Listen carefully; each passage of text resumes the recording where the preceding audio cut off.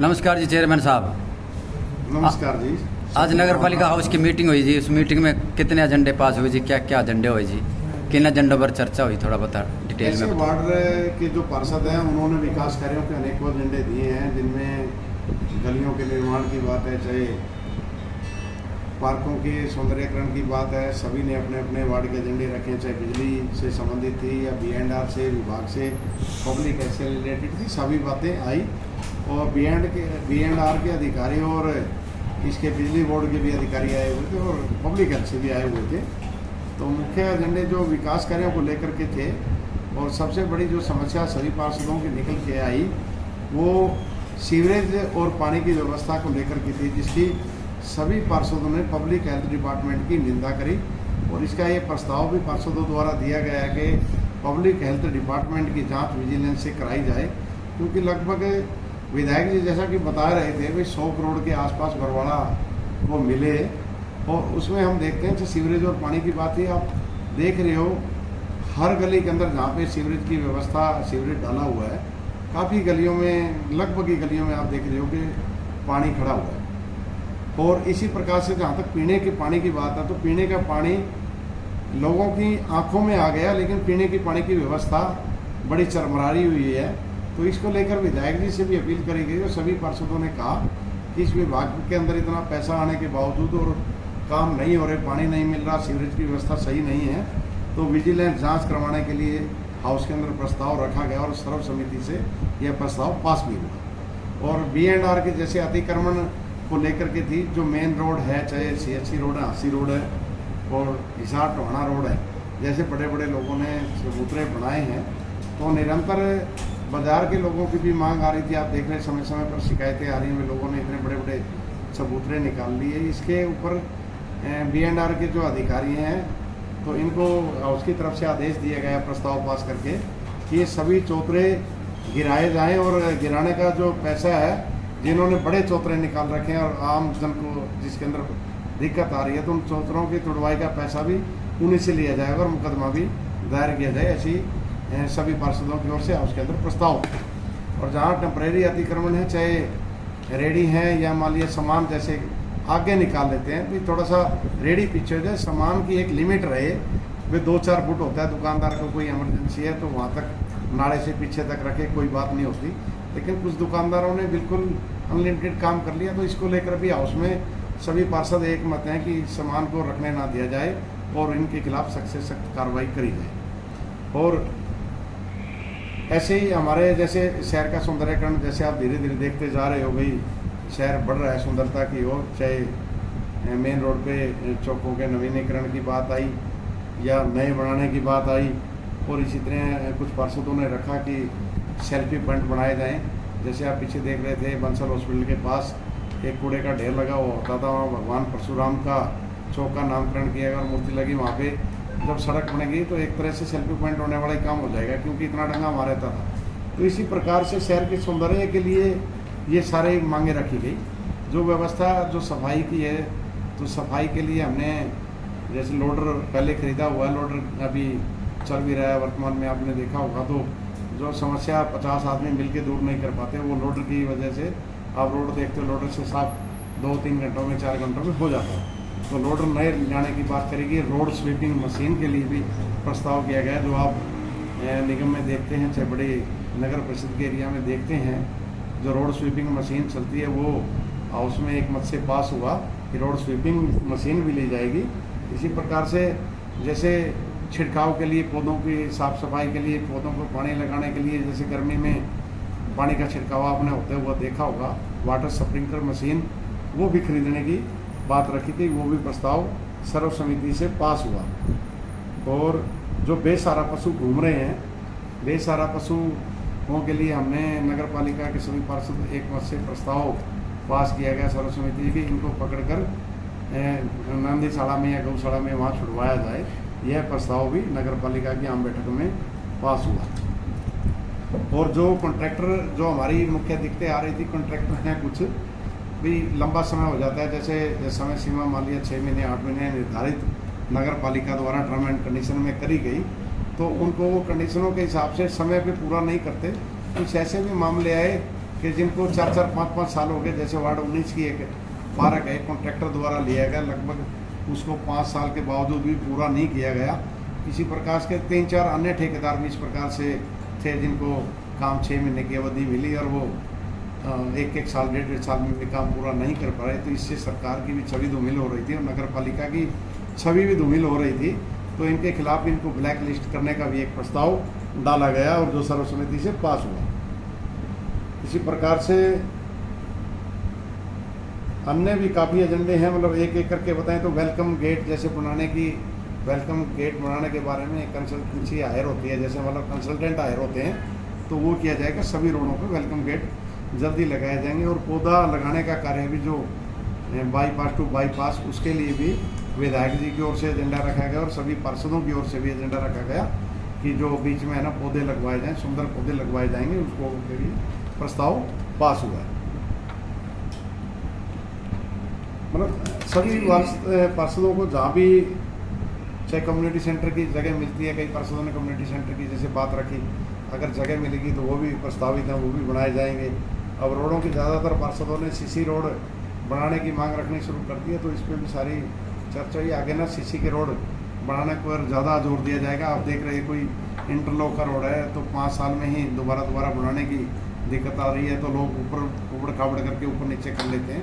तो ऐसी व्यवस्था करी गई है कि आगे ज़्यादातर सीसी रोड बने जिनमें हो सकता है, ताकि 15 से 20 साल लोगों को असुविधा ना हो और दोबारा ये चीज़ें ना झेलनी पड़े।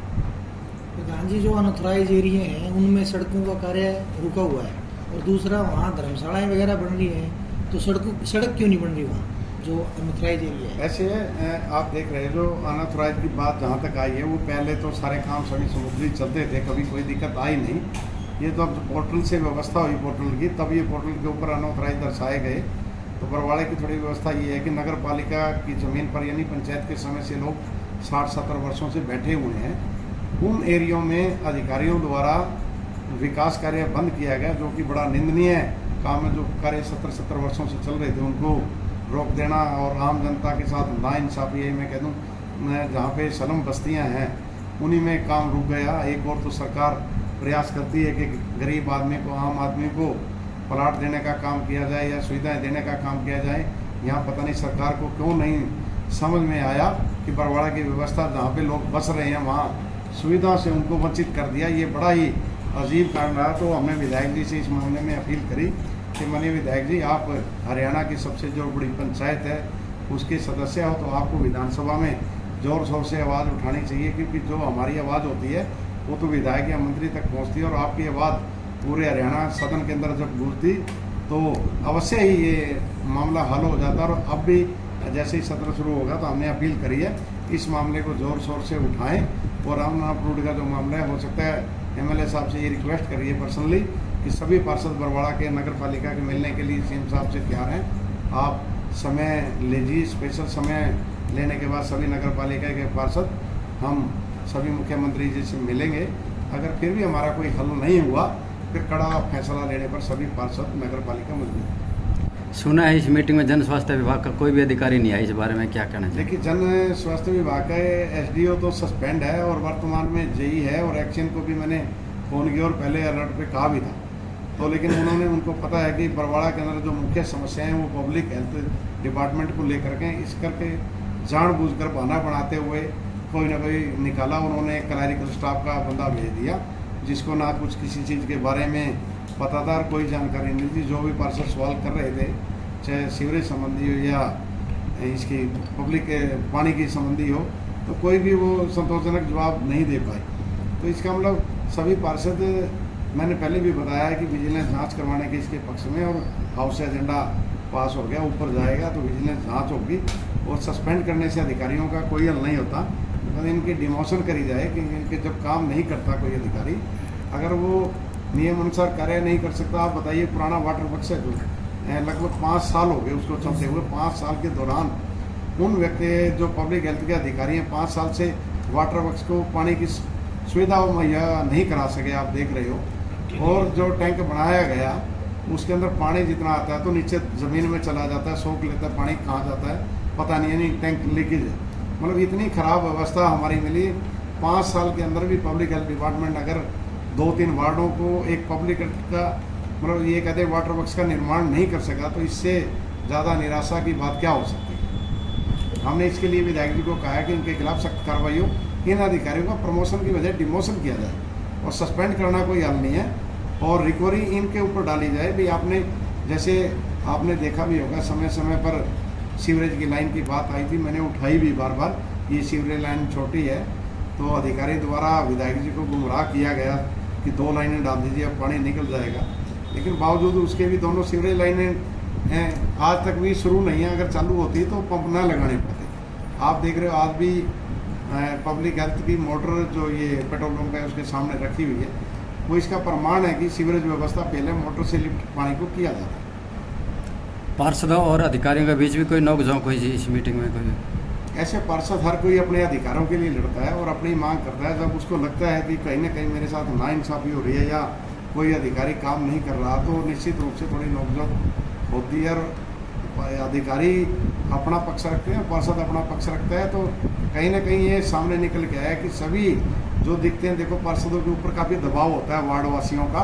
प्रथम सीढ़ी होती है जो पार्षद होता है, जब प्रथम सीढ़ी पार्षद होता है तो हर समस्या पार्षद के पास आती है।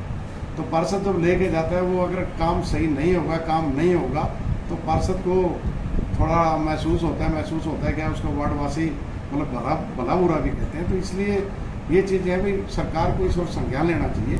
जो जनप्रतिनिधि है उनकी तरफ ध्यान देना चाहिए। अगर उनके पास शक्तियाँ होंगी तो अधिकारियों को, ताकि इनकी चाहे बदली है या कुछ ऐसे सख्त कार्रवाई की जा सके जिससे ACR रिपोर्ट इनकी खराब हो तो अवश्य इनका लाभ मिलता। काम तो देखो सरकार की ओर से सारी ग्रांटें आती हैं, होती भी हैं। सारी ग्रांटें आने के बावजूद भी काम जो आज होना होता है वो काम क्या पता आज ज़रूरत है और उसकी बाद में 1 साल बाद ज़रूरत पूरी होती है। तो ऐसे में जनता को समय पर लाभ नहीं मिल पाता। इसके लिए भी व्यवस्था सरकार को बदलनी चाहिए। ऐसी हमने MLA से भी सभी पार्षदों ने अपील करी है। जैसे कि अब कोई किसी ने कह दिया, मान लिया 1 लाख रुपये का कोई कार्य है, तो हमारी पावर इतनी भी नहीं है कि 50,000 रुपये का 20,000 तक की ME की पावर है जो काम कर सकता है। 20,000 रुपये से ऊपर कोई काम अगर किसी का अर्जेंटली आ गया तो हमें टेंडर लगाना पड़ेगा और टेंडर प्रक्रिया बड़ी लंबी हो जाती है और बड़ा लंबा समय लग जाता है। तो ऐसी दिक्कतें रहती हैं। तो ऐसी भी हमने सरकार से विधायक के माध्यम से अपील करी है कि विभागीय तौर पे काम करने की पावर दी जाए ताकि जनता को आसानी से सुविधाएं मुहैया कराई जा सके। आप बरवाड़ा शहर के लोगों से क्या अपील करेंगे? बरवाड़ा शहर के लोगों से हमारी अपील यही है कि आप देख रहे हो कि चाहे नाले की बात आती है, एक मेन बाजार की बात आती है, एक तो अतिक्रमण के लिए दुकानदारों में कंपटीशन मचा रहता है, भी वो उससे आके सामान निकालता है, उससे आगे निकालता है। और नालियों के अंदर कुछ का सिस्टम देखा है कि अंदर नाली की तरफ झाड़ू कर देते हैं और अड़ंगा सारा नाली के अंदर डाल देते हैं। मेन रोड पे देखा है कुछ लोग शरारती तत्व तो जानबूझ के नालों के अंदर अड़ंगा डाल देते हैं ताकि नाला रुक जाए और डिपार्टमेंट की बदनामी इस तरह से कार्य करते रहते हैं, मतलब छवि खराब करने के लिए। उनसे भी हमने अपील करी है और मैं अपील सबके माध्यम से पार्षदों की ओर से भी कर रहा हूँ कि नालियों के अंदर अड़ंगा ना डालें, आप डस्टबिन रखें। हमने एक फैसला और किया है इसके अंदर कि जो डस्टबिन है नगर पालिका द्वारा मुहैया कराए जाएँ दुकानदारों को, और जो हमारी डोर टू डोर गाड़ियाँ आती हैं उसके अंदर सारा कूड़ा डाल दिया ताकि डोर टू डोर गाड़ी आए वो अपना कूड़ा ले जाए। जब ऐसी व्यवस्था हमने कर दी, बावजूद उसके जो लोग सड़कों के ऊपर नालों के अंदर डंगा डाल रहे हैं, तो ये सोचने का विषय है। तो इस और लोगों को खुद को भी संज्ञान लेना चाहिए। आप देख रहे हो सारी चीज़ें हम पूरी नहीं कर सकते। अब लोग अगर नालों के अंदर कूड़ा डालेंगे, ऐसे ही चाहे हांसी रोड की दुकानदारों की व्यवस्था देखते हैं, वो क्या करते हैं, झाड़ू निकालते हैं और डिवाइडर के साथ लगा देते हैं। जब डोर टू डोर गाड़ियाँ आ रही तो हमारी सबसे अपील है कि डोर टू डोर जो गाड़ियाँ आती हैं उसी के अंदर उसको कूड़ा डालें। ये मेरी हाथ जोड़ की विनती है। और अतिक्रमण न करें, समान लिमिट के दायरे के अंदर रखें ताकि आम जन को इसकी दिक्कत ना हो। आज मेन रोड पे आप देख रहे हो, मेन रोड की खूबसूरती आप चाहे देखते रहे बढ़ी रही है। अभी हमने पार्किंग एरिया भी मार्किंग कर दिया, बावजूद उसके लोग फिर भी आगे निकाल लेते हैं। उनसे भी अपील है कि सामान अपना एक दायरे में रखें, नहीं तो अन्यथा ये है कि नगर पालिका को सख्त कार्रवाई करनी होगी, बाद में फिर बड़ी दिक्कतें बढ़ जाती। प्रधान जी, पहले डस्टबिन रखे थे 1 साल पहले, आज एक भी डस्टबिन नहीं है देखिए कहीं भी वार्ड में, और जहाँ जहाँ रखवाए थे एक भी नहीं है, सिर्फ पोल खड़े हैं लोग। इसके बारे में क्या कहेंगे आप? पहले तो देखो हमने जो डस्टबिन रखवाए थे वो सार्वजनिक स्थलों पर ही रखवाए थे, लेकिन कुछ पार्षदों को कहने से कहीं मेन चौराया उसको लगता था भाई पार्षद को भाई ये पॉइंट बढ़ता जा रहा है, कूड़ा पॉइंट बढ़ता जा रहा है, तो भाई डस्टबिन लगा दी। तो ऐसे में लोग शरारती था, तो बच्चे कह दो, बच्चे भी होते हैं, कई ऐसे भी हैं जानबूझ के ये तोड़ फोड़ दिए या तोड़ फोड़ भी दी, या कुछ हो सकता है उठा के भी ले गए, नहीं मौके पे नहीं। तो ऐसी भी अपील है कि देखो इनकी केयर टेकिंग का काम जनता का भी एक फर्ज बनता है कि जिसके आगे लगा हुआ इसका ध्यान रखें। सारी चीज़ों पे प्रधानमंत्री सरकार आवास नहीं योजना कर सकती। की अभी तक स्कीम की 1 या 2 किस्त डली है और बाकी नहीं डली अभी तक। इस बारे में भी शहरवासी परेशान है, इसके बारे में क्या कहेंगे आप? उसकी ओर से भी नगर पालिका हाउस के अंदर चर्चा हुई है और पार्षद वार्ड नंबर 2 या 3 ने और भी काफ़ी पार्षद, सभी पार्षदों ने मतलब इससे आवाज़ उठाई कि देखिए पहले कुछ दिक्कतें थी, अनअप्रूव्ड एरिया जो पोर्टल के ऊपर शो कर रहा था, तो उसके कारण काफ़ी दिक्कतें आई। अब वो काफ़ी एरिया तो ठीक हो गया, जहाँ एरिया ठीक हो गया है वे उसकी किस्तें तो तुरंत प्रभाव से डाली जाएँ। अधिकारियों ने अपनी बात रखी कि अनअप्रूव्ड के अंदर जो फर्स्ट किस्त डाली गई है वो गलत डाली गई है, हम सेकंड नहीं डालेंगे। इसके अंदर इसकी बात को लेकर पार्षदों और अधिकारियों में तीखी बहस हुई है, तो इसका बीच में मुख्यमंत्री जी को मिलकर हम कोई ना कोई रास्ता निकालेंगे ताकि आम जनता को, ये जो गरीब आदमी को जो पीएम आवास योजना का लाभ मिल सके, ऐसा हम मुख्यमंत्री जी से मिलकर अपील करेंगे। और विधायक जी को भी हमने रिक्वेस्ट करके कहा है भी ऐसी जो चीज़ें हैं आम जनता को सुविधाएं, एक उर्दू सरकार मकान देने का काम कर रही है, मकान बनवाने का काम कर रही है, और बरवाड़ा के अंदर उल्टा हो गया, अनअप्रूव्ड कह के उसको ये किस्त भी नहीं देनी, तो ये बड़ा निंदनीय कार्य है। तो इसको अब कितने वार्ड अप्रूव्ड हुए हैं अनअप्रूव्ड होने के बाद? वार्ड अप्रूव नहीं किया था, पहले जो जमाबंदी के समय के इस्तेमाल के जो प्लाट काटे गए थे, इस्तेमाल का मतलब जब मुरब्बाबंदी करी जी। गई सभी हरियाणा की, तो उस समय सारा एरिया जो सरकार प्लॉट काटती है वो अप्रूव्ड होता है, और उसके अंदर भी पोर्टल के माध्यम से पोर्टल के आपको सारा अनअप्रूव्ड दिखा रहा था। उस एरिया को, लाल डोरे को और इस्तेमाल वाले एरिया को ठीक कराया गया। जैसे इंदिरा आवास योजना के जो प्लाट 1984 में निकले थे उनके भी अप्रूव्ड दिखाएगा? इंदिरा आवास योजना के जो अनऑथराइज एरिया दिखाया जा रहा था उसको भी पोर्टल के माध्यम से ठीक करा दिया है, वो काफ़ी एरिया ठीक हो गया। इंदिरा आवास योजना का पूरा उसको ठीक करा दिया। और तालाबों पे अवैध कब्जे की सूचना मिल रही है शहर के अंदर, चर्चित है ये बात। तालाबों को लेकर के भी काफ़ी चर्चा हुई है। जो जितने भी तालाब हैं, ये प्रस्ताव मैंने मेरी ओर से भी दिया और पार्षदों द्वारा भी ये कहा गया है। जो अतिक्रमण पहले हमें पता नहीं क्या हुआ क्या नहीं, अब अतिक्रमणकारी अपने सूबे में कामयाब ना हो और जो पौंड है, पौंड के चारों ओर सड़कें बनाई जाएं और उसको ग्रिलिंग या मलिया वाल निकाली जाए ताकि कब्जादारी अपने मनसूबों में। ये कब तक हो जाएगा? देखिए, नगर पालिका में जो होते हैं, जो जनप्रतिनिधि होते हैं, वो प्रस्ताव लेकर आते हैं, वो प्रस्ताव सर्वसम्मति से पास हो गए। प्रस्ताव तो पहले 20-15 साल से भी डलते जा रहे हैं, पहले वाले आगे रेजोल्यूशन उठा के सुनिए, देंगे। अगर मैं ये बताऊं, बरवाला के अंदर लगभग 200 एकड़ भूमि ऐसी है जो नगर पालिका की और पंचायत की मतलब रही है, और उन पे लोग जो बैठे हुए हैं, और नगर पालिका ने स्वयं लिख के दे रखा है 1993 के अंदर कि ये लोग 40 वर्षों से काबिज हैं और इनको खाली कराना असंभव है। तो ऐसे में सरकार को सोचना चाहिए और इनको सब एरिया को अप्रूव करना चाहिए। तो ये हमारी सरकार से दरखास्त भी लगी भी। अब जो अतिक्रमण, आज तो हम ये कोशिश कर रहे हैं कि कोई अतिक्रमणकारी आगे न बढ़े, इसको लेकर प्रयास किए। पीछे क्या हुआ क्या नहीं हुआ उसको हम छोड़ के आगे बढ़ने की कार्रवाई कर रहे हैं भी आगे ना हो।